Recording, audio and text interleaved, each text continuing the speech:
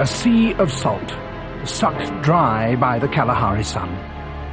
These are the thirsty lands of Magadi-Gadi in Botswana. Once, long ago, this was one of the greatest lakes in Africa. Today, it's just a ghost lake, tormented by dust devils and shunned by all living things.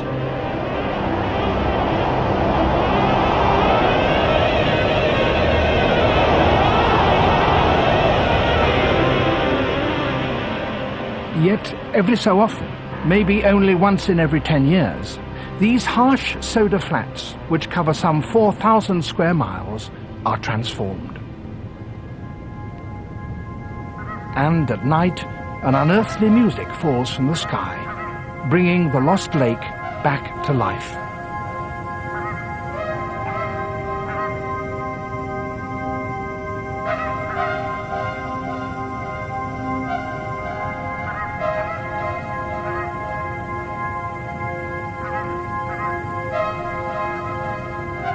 In these years of sudden floods, flamingos from thousands of miles away fly in to breed. In weeks to come, some of their chicks will set out on another journey, on which they will not fly, but walk.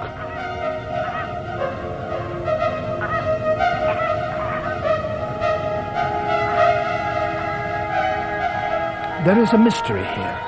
Nobody knows how flamingos time their arrival to meet the flood at this desolate place, or even where they come from. But some instinct guides them through the night. By daybreak, they are arriving in their tens of thousands.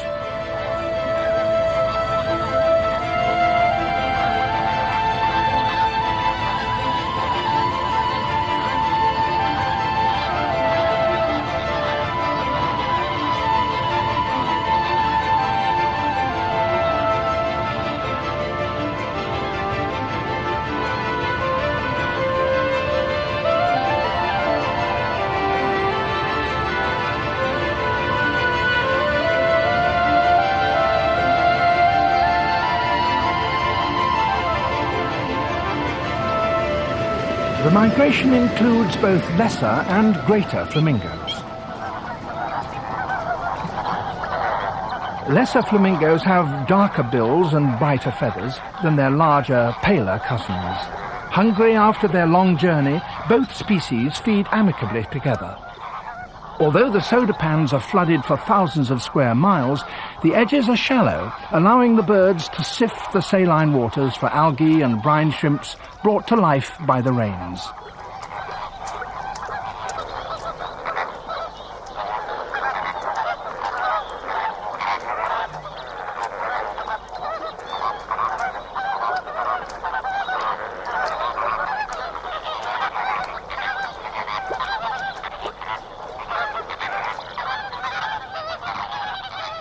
Within days of arrival, the greater flamingos head for this island, far from the shore, in the south of the pan.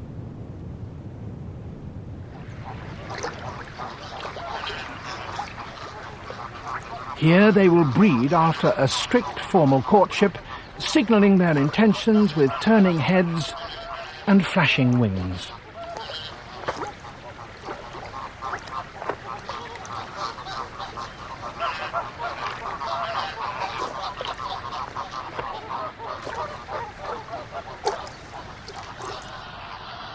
Now begins a race against time. They must pair off, nest and raise their young before the waters dry up.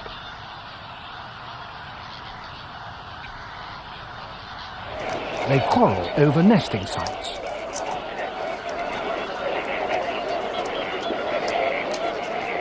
After the female has laid her single egg, the male takes turns with her to sit on the nest. There is no shade, and every day is hotter than the last. The shoreline has already begun to recede as the first chicks appear.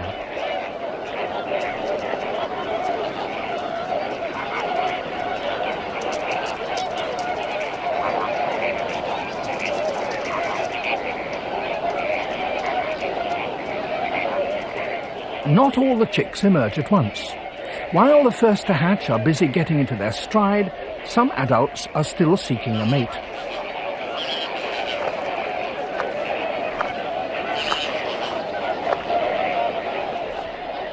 The result is a multitude of chicks of very different sizes.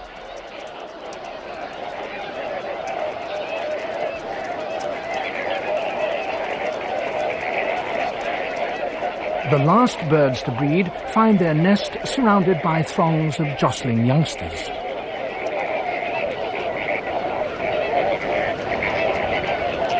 These chicks hungrily search for pieces of eggshell.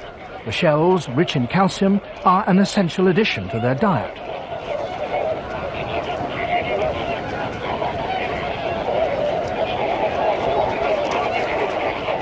Lost in a forest of legs, this tiny chick must be protected by its parent if it is to avoid being trampled.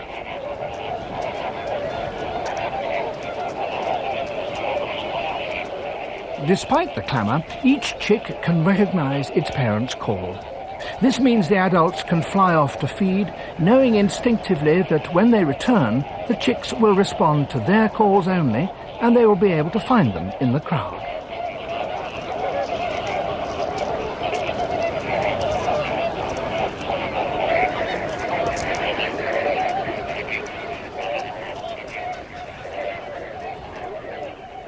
In the late afternoon, parties of adults begin to stream home from their feeding grounds in the deeper waters to the north.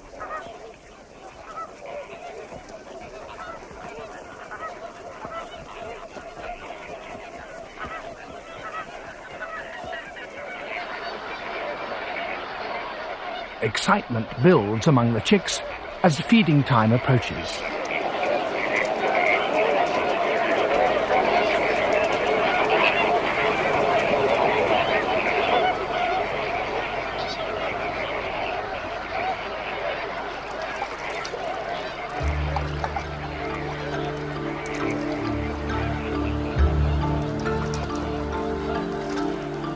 For some, the waiting is over.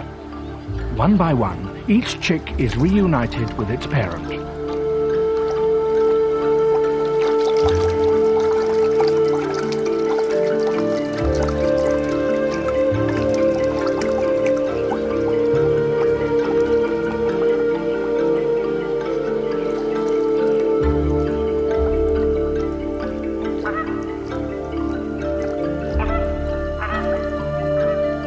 Adults continue to fly in through the night to feed their hungry chicks.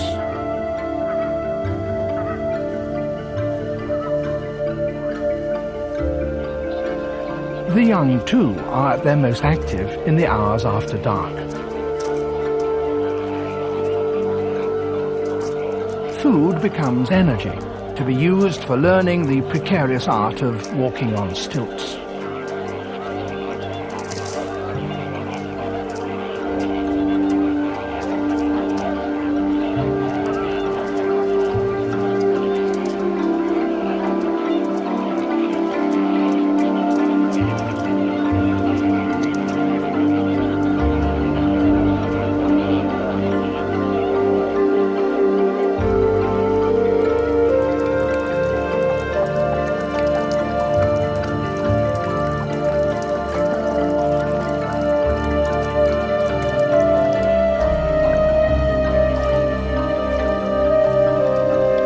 The first hatched chicks are still being fed, but they're almost ready to fledge. Soon they will be able to join the dawn flights to the feeding grounds.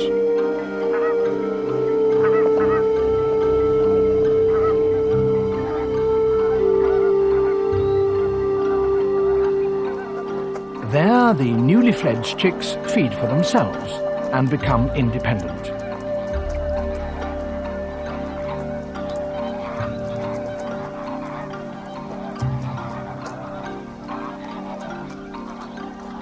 Meanwhile, on the island, the remaining chicks are becoming increasingly restless.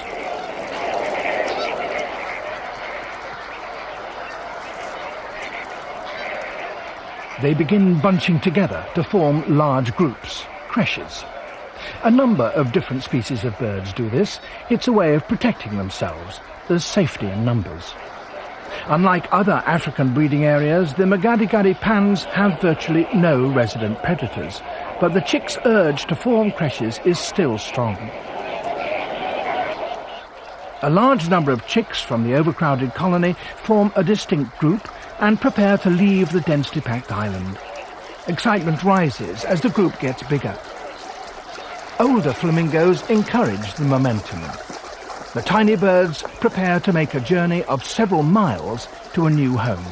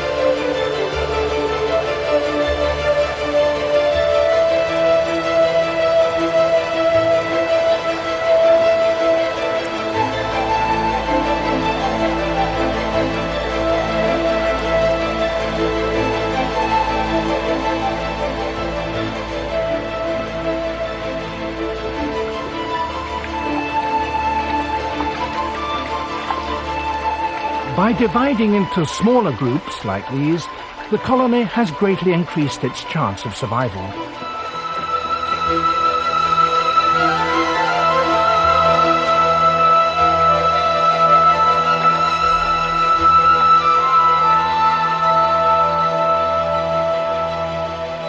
As if at a given signal, they stream away. The youngest chicks are surrounded by older birds. They will soon fledge and join the others in the north.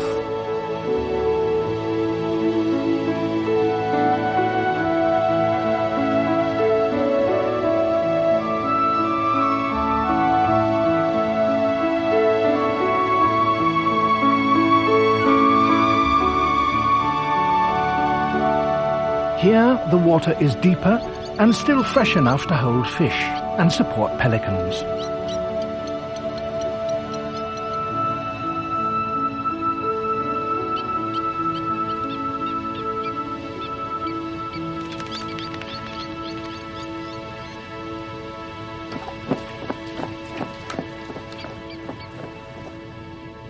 But while the greater flamingos find sanctuary in the north, the lesser flamingos in the south have only now started to breed.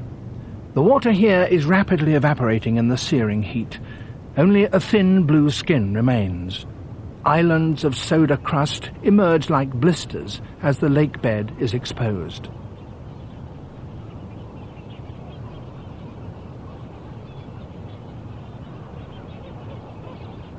Far out on the drying lake bed, hidden from the shoreline by the heat haze, more than 100,000 lesser flamingos are starting to breed.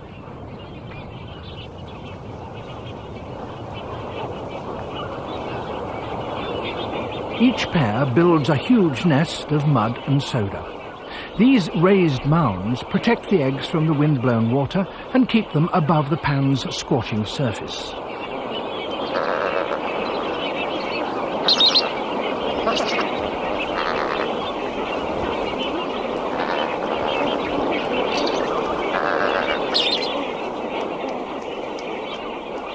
Magnificent in their full breeding plumage, and with feathers fluffed out in territorial display, the birds shift from one leg to another, shaking off the clinging soda sludge before settling down.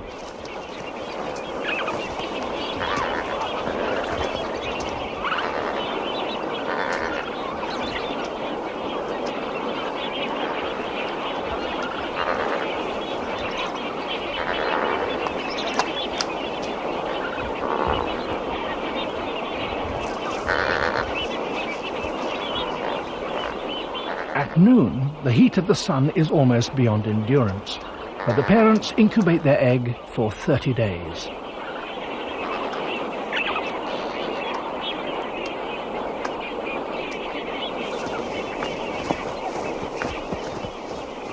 Those birds that are released from incubation duty fly off to feed.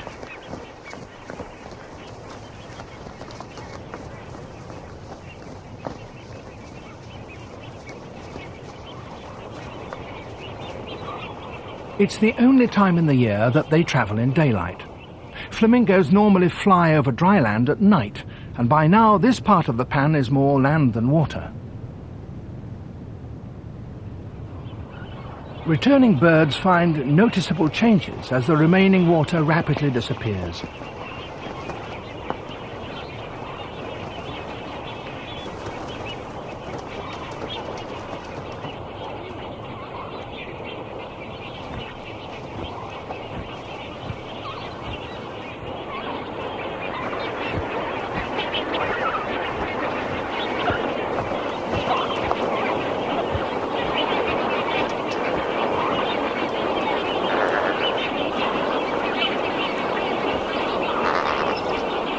By now, the first chicks have hatched and are forming creches, but they're still far from being able to look after themselves, and time is running out.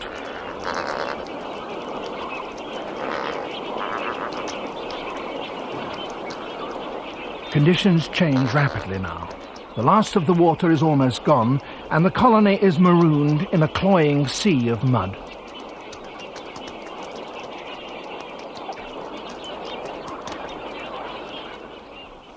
Small groups of adults remain as guides. They fly low over the chicks, encouraging them. They must be ready for the ordeal to come.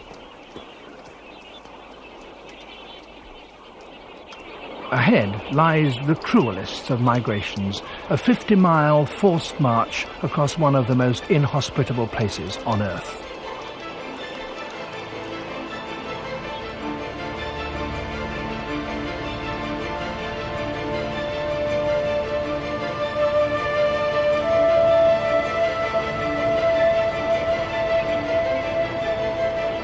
The pan is now an oven, its bed baked to a soda crust in the blinding heat. Where recently blue waters stretched to the horizon, there remain only these strange telltale signatures imprinted in the soda that show where the flamingos have been feeding.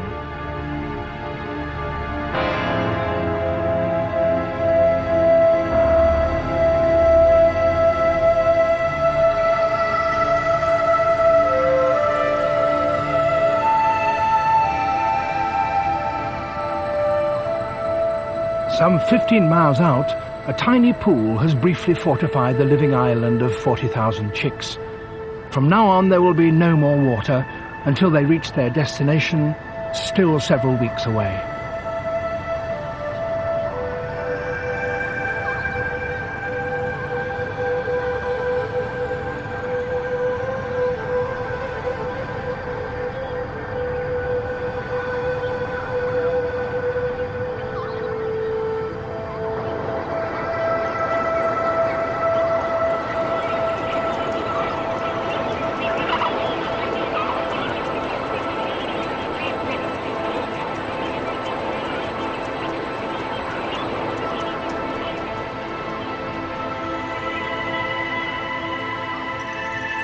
Horizons melt in the furnace heat.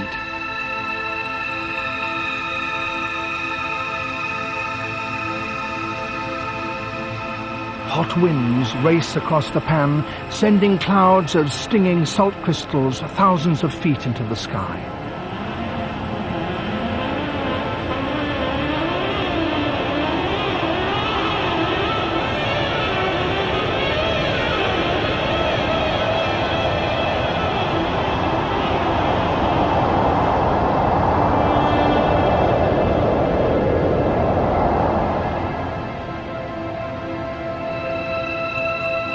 For the chicks, there is no turning back. Marching north into the void, they must cross the Magadi-Gadi or die.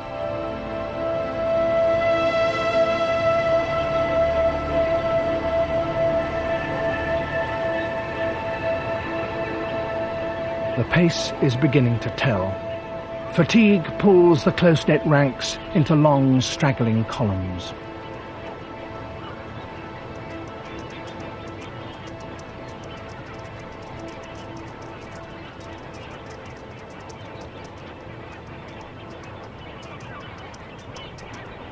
At midday, the surface temperature is 65 degrees centigrade.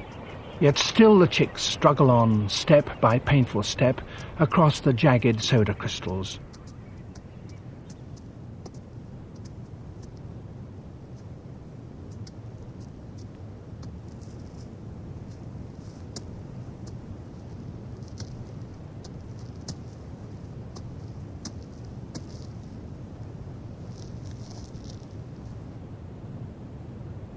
The sun is merciless.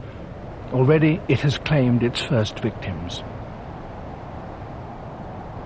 The rest struggle on as best they can. The exodus of the lesser flamingos has left their breeding place deathly quiet. Yet among the deserted nests and addled eggs, there is still life. This chick has hatched too late to join the migration. Its parents still fly in at night to feed it, but the innocuous-looking mud is laced with crystals of caustic soda.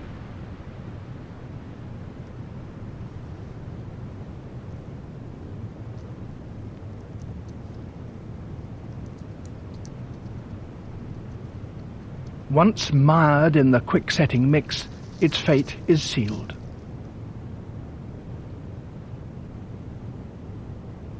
Even the water here is lethal, a supersaturated soda solution that crystallizes on muddy legs and sets rock hard, layer upon layer, in cement-like anklets.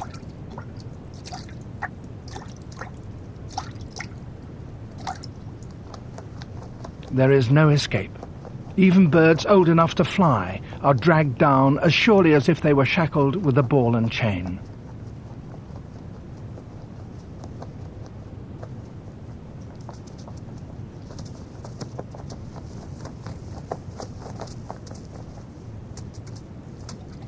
Caught up in a waking nightmare, these chicks face a hopeless future. The nesting place that gave them life has now become a prison, and each night their parents still feed them, innocent accomplices in a trial of endurance with only one outcome.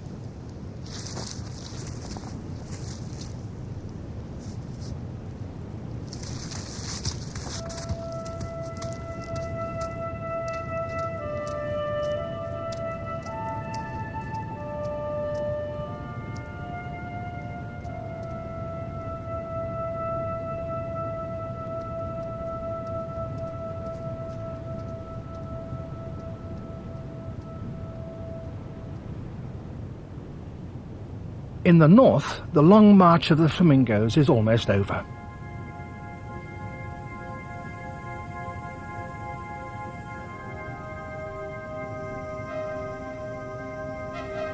Miraculously, more than 3/4 are still alive.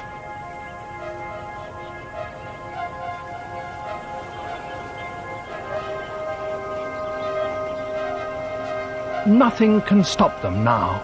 With mounting excitement, those old enough to fly take to the air as they approach their journey's end.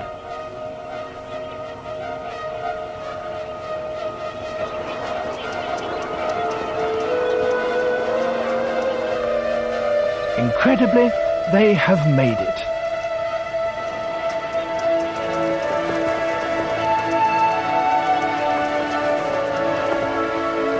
Here, there is water. Drinkable water.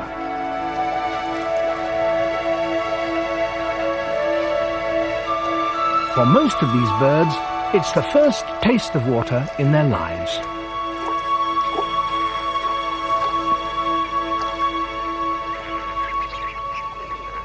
In a remarkably short space of time, even the weakest regain their strength.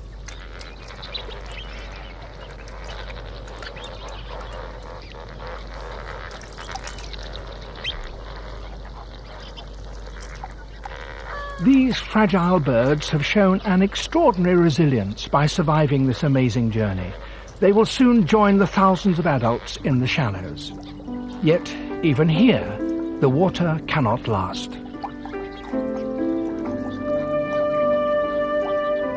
Soon it too will dry up, leaving nothing but a mirage in the hot desert air. Then, one night, the Flamebirds of Magadi will fly off as mysteriously as they came into the vast African night.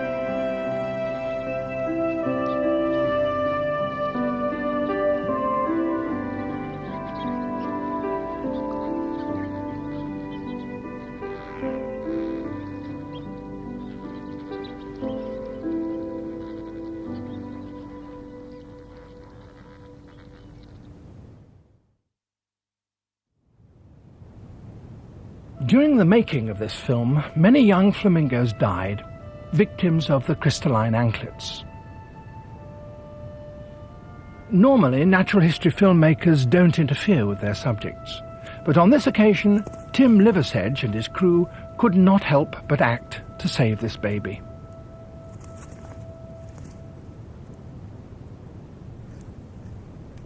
It was a tricky job. The soda solution had set to a consistency almost as hard as cement. It had to be chipped and prized off, and they had to be very careful not to damage the young flamingo's fragile leg.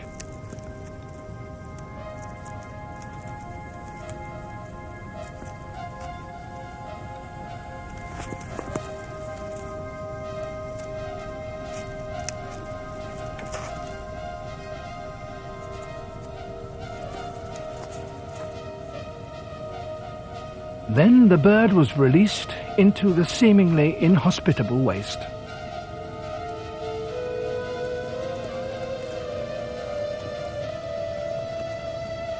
And Tim Liversedge was able to keep sight of that single bird. It did manage to join up with the other young flamingos on their long march.